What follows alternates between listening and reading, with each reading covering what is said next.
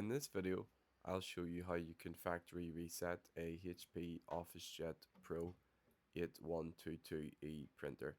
So maybe you want to sell the printer or you want to reset it because you're having some issues with it, then this is how to do it.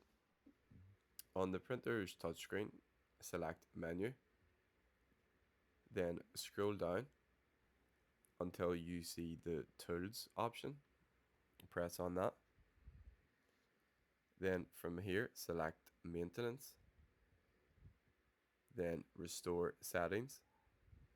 So if you're having issues with the Wi-Fi, then you can simply choose to restore the network settings, which would be the Wi-Fi. However, to reset the whole thing, scroll down and you'll see an option to restore all factory defaults. Then it's just going to give you a message and tell you everything that's going to be changed. So to confirm it, just press on the restore button in the bottom right and the printer will be restored. This will make the printer look like it is brand new again, so you'll see this HP home screen and then you'll need to do the setup again, which includes choosing the language, which region you're from, things like that.